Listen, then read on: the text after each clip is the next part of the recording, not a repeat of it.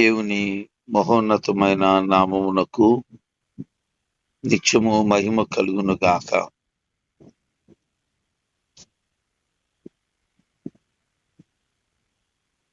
నేటి దిన వాక్య ధ్యానం కొరకు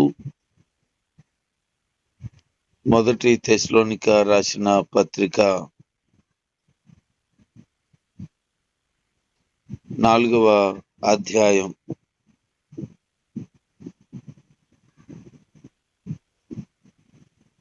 యేసుక్రీస్తు వారు అనుగ్రహించినటువంటి అధికారంతో మాకు ఆయన ఏదైతే ఆదేశాలు ఆజ్ఞలను ఇచ్చాడో ఆ ఆజ్ఞలను మీతో పంచుకుంటున్నాము. మీకు బాగా తెలుసు వాటి గురించి అంటూ మీరెలాగూ ప్రవర్తిస్తూ దేవుణ్ణి సంతోషపెట్టాలో అది మా చేత మీరు ఉపదేశం పొందారు కనుక మనుషులను సంతోషపెట్టడం కాక దేవుణ్ణి సంతోషపెట్టే వారుగా ఉండండి అని చెప్పడం జరుగుతుంది. రోమపత్రిక 14:18 1 కొరింథీ 5వ అధ్యాయం 9వ వచనంలో, ఎఫెసీ 5:10, కొలస్సీ 1:10 ఏ విశ్వాసు కూడా మరి ఏ విధముగాను జీవించటానికి ప్రయత్నించకూడదని, కేవలము దేవుణ్ణి సంతోషపెట్టడమే ఇది మన బాధ్యత అని, అంతా మనం చేసి ప్రతి దానిలోనూ ఇదే దేవుణ్ణి సంతోషం కలిగించేటట్లుగా చూసుకోవాలి అని చెప్తూ ఉన్నాడు. ఎందుకంటే ప్రభు మనలను పుట్టించి ఉన్నారు గనుక, మన కొరకు రక్షణ కార్యం జరిగించారు గనక మనము మనుషులను సంతోషపెట్టేవారుగా ఉండొద్దని, ప్రభుని సంతోషపెట్టేవారుగా ఉండాలని మాట్లాడుతూ, ఈ దేవుణ్ణి సంతోషపెట్టడంలో అంతకంతకు అభివృద్ధి చెందాలని, దినదినము ఆధ్యాత్మికమైన అభివృద్ధి కలిగి ఉండాలని, ప్రభువును బట్టి మిమ్మలను పురుగొల్పుతున్నాను, ప్రోత్సహిస్తున్నాను అంటున్నారు. మరి ఆత్మీయ జీవితంలో దినదినము వర్ధిల్లుతూ ఉంటుండగా ప్రభు యొక్క కృపకు పాత్రులవుతారు.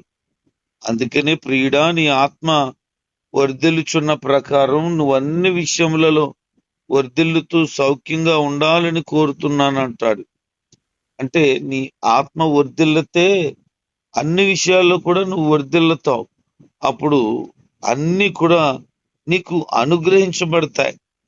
ఆత్మ వర్ధిల్లడం మానేసేసి శరీరం వర్ధిల్లడం వలన కలిగే ప్రయోజనము ఏముంది? అందుకే శరీర ఆకృతిని పెంచుకోవటానికి, శరీర రూపాన్ని పెంచుకోవటానికి ప్రయత్నము చేయవద్దు. దేవుని చిత్తంలో చాలా ఉన్నాయి. అందులో ఈరోజు 2 విషయాలు ఈ అధ్యాయంలో బయలుపరుస్తున్నారు. ఒకటి ఏంటంటే, మనము పవిత్రంగా ఉండడం, వ్యభిచారాన్ని విడిచిపెట్టి బ్రతకడం దేవుని చిత్తం. పరిశుద్ధత కలిగి ఉండడం అనగా శరీర సంబంధమైన కార్యాలను విడిచిపెట్టి బ్రతకడమే దేవుని చిత్తం. చాలా మంది అపవిత్రమైన మాటలు, అపవిత్రమైన చూపులు, అపవిత్రమైన కార్యములను జరిగిస్తూ ఉన్నారు. వారి గురించి చెప్తున్నాడు, అది మీరు కలిగి ఉండడం దేవుని చిత్తం కాదు. పరిశుద్ధత, అపవిత్రత పూర్తిగా విడిచిపెట్టాలి. వ్యభిచారం, జారత్వం విడిచిపెట్టాలి. కామతత్వం విడిచిపెట్టాలి. అలాగున్న శరీర కార్యములను విడిచిపెట్టాలని, అది దేవుని చిత్తమని తెలియచేస్తున్నాడు. దేవుణ్ణి ఎరగని వారు బ్రతికేటట్లుగా ఈ శరీర కార్యాలు మనం కలిగి ఉండకూడదని సుస్పష్టంగా చెప్తున్నాడు. మరి క్రీస్తుని ఎరగని వారికి ఈ ఉద్దేశాలు, ఈ ఆలోచనలు, అదే బ్రతుకు, అదే నిత్యము తలంపులు ఉంటాయి. మరి మనం ప్రభువుని తెలుసుకున్నాగా, అందుకనే ఈ శరీరం మలిన్యమును దూరపెట్టుకోవటానికై ఎప్పటికప్పుడే పరిశుద్ధంగా ఉండటానికై ప్రయత్నము చేయాలి. ఇంకొక మాట చెప్తున్నాడు, ప్రతివారు కూడా తనను తాను, అనగా ఘట్టం అన్నాడు, ఒక మట్టి కుండ. మీరు ఈ మట్టి కుండ లాంటి మీరు మీ జీవితాలను పవిత్రంగా కాపాడుకోవాలి. ఎలా కాపాడుకోవాలో మీకు తెలియాలి. అప్పుడు మీరు పరిశుద్ధంగా ఉండగలుగుతారు. ఇదే దేవుని చిత్తం. మిమ్మల్ని మీరు ఎలా కాపాడుకోవాలో అది మీకు తెలియడం దేవుని చిత్తం అన్నాడు. చాలా మందికి వారిని వారు కాపాడుకోవడం రాక చాలా ఇబ్బందులు పడుతున్నారు. మీ ఆత్మీయ జీవితాన్ని పరిశుద్ధంగా కాపాడుకోవడానికి పక్కనున్న వాళ్ళని చూడొద్దు. ఇంకొకరు ఎవరో మనల్ని వచ్చి పరిశుద్ధపరుస్తారని తాపత్రయపడవద్దు. నీకు నీవే భక్తి విషయంలో సాధకము చేసుకునము అంటారు. నీకు నీవే, నీ మట్టుకు నువ్వే దేవుని పట్ల భయము భక్తి కలిగి ఉండాలంటాడు. మరి వ్యక్తిగతమైన ఈ భక్తి విషయంలో ఎవరినో చూసి నువ్వెందుకు కంగారు పడతావు? కొంతమంది ఇలా మాట్లాడతారు, ఆ భూమి మీద పరిశుద్ధులు ఎవరున్నారో, భూమి మీద నీతిమంతులు ఎవరున్నారు, భూమి మీద ఎవరు నీతిమంతులు లేడా, భూమి మీద ఎవరు పరిశుద్ధులు కారా నీ దృష్టిలో? అయితే వాళ్ళే అందరు ఇలాగ ఉన్నారు అంటూ చాలా చీప్గా మాట్లాడుతుంటారు. ఒకరోజు సోదరుడు ఎలాగంటున్నాడు, పాస్టర్ గారులే తప్పులు చేస్తుంటే ఇంకా మేమేంటి అన్నాడు. అయితే అతను ఎవరిని చూస్తున్నాడు? ప్రభువుని చూడటం లేదు, తన వ్యక్తిగతమైన పరిశుద్ధతను చూడటం లేదు, ఎదుటి వాళ్ళని చూస్తున్నాడు. ఎదుటోళ్ళు మనుషులేగా, వాళ్ళలోనూ లోపాలు ఉంటాయిగా. అందుకే ఆత్మ సంబంధమైన మనసు కలిగిన వారిగా బ్రతకాలి. దైవ చిత్తానికి లోబడి దేవుని చిత్తానికి విధేయత చూపించి మనం బ్రతకాలి.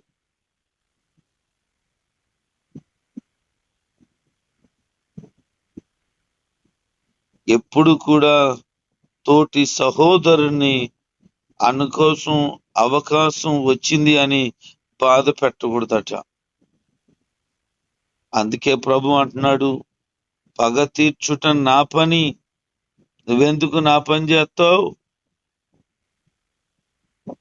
నువ్వు పరిశుద్ధంగా బ్రతుకు. నీ సహోదరుడు పట్ల చెడ్డ మనసు కలిగి ఉండొద్దు. ప్రతీకారం చేయాలనే ఆలోచన నీకొద్దు. అసలు దేవుడు మనల్ని ఎందుకు పిలిచాడు? పరిశుద్ధులుగా ఉండటానికి పిలిస్తే అపవిత్రులుగా ఉండటానికి ఆరాట పడుతున్నారు. ప్రభు చిత్తం, ప్రభు ఉద్దేశం ఏంటి అని అంటే, నీవు పిలువబడిన విధానం ఏంటి? పవిత్రంగా ఉండటానికి పిలిచాడు. నువ్వు పిలుపును నిర్లక్ష్యం చేసి అపవిత్ర పరచబడుతూ ఉంటే పిలుపుకు లోబడటం లేదు, దేవుని చిత్తానికి విధేయత చూపించటం లేదు, దైవికమైన క్రమానికి వ్యతిరేకమైన బ్రతుకును బ్రతుకుతున్నారు. సహోదరుని ఎలా ప్రేమించాలో, ఇరుగు పొరుగు వారిని ఎలా ప్రేమించాలో మీకు చెప్పనవసరం లేదుగా. ఆల్రెడీ ఈ ప్రేమ మీరు కలిగి ఉన్నారు కదా, ఈ ప్రేమను అనుసరించి బ్రతుకుతున్నారుగా.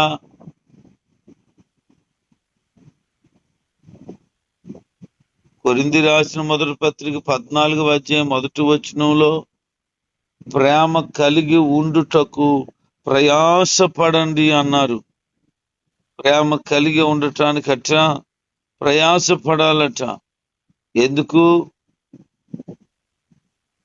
క్రీస్తు మాదిరిని మనం కలిగి ఉండాలి అని అంటే నిన్ను వలె నీ పొరుగు వారిని ప్రేమించమన్న ఆ దేవుని మాటకు లోబడి ఉండాలి.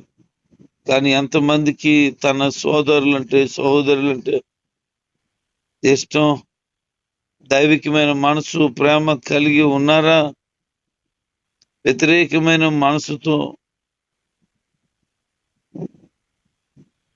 బ్రతకవద్దు.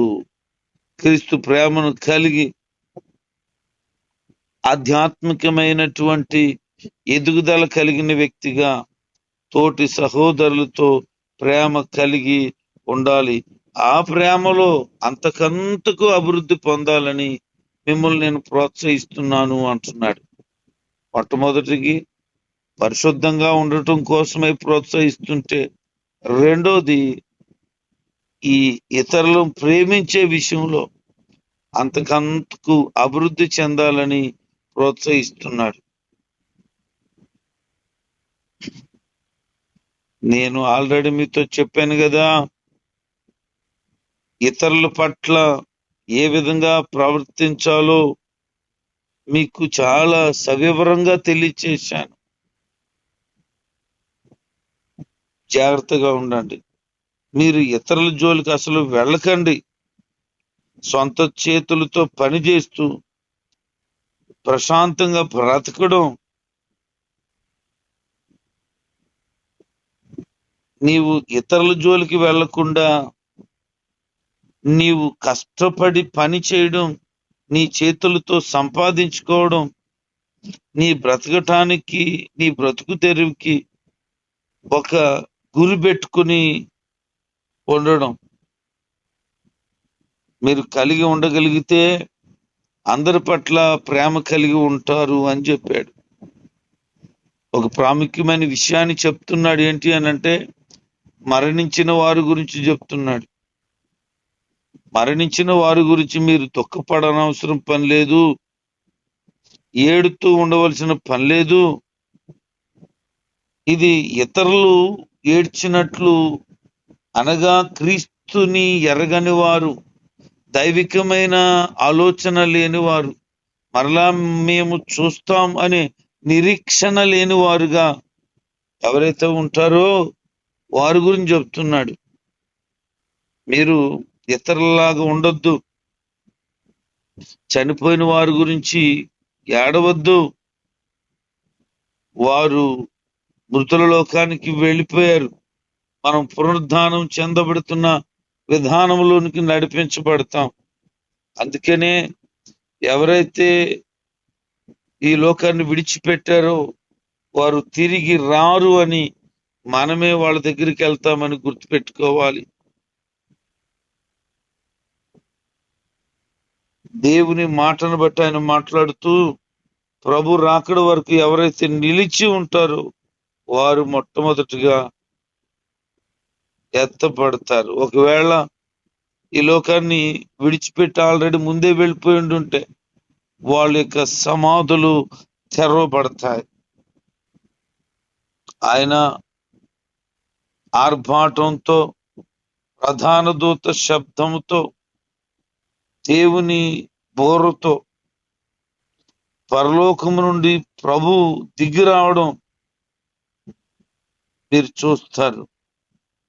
మొదట లేపబడతారు వాళ్ళు, ఆ తర్వాత సజీవులుగా ఉంటామే మనం లేపబడతాం.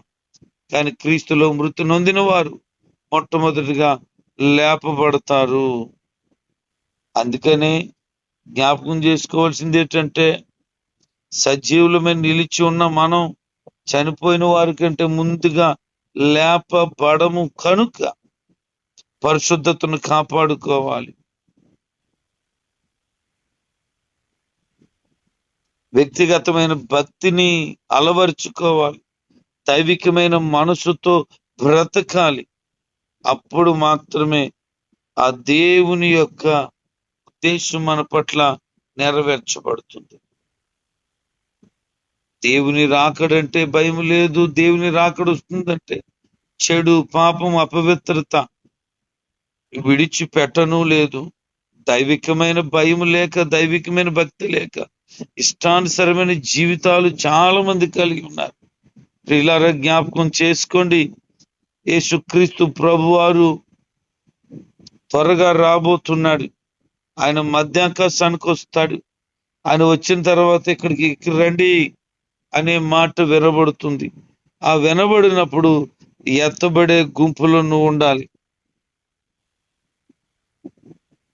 ఎత్తబడే గుంపులో ఉండాలి.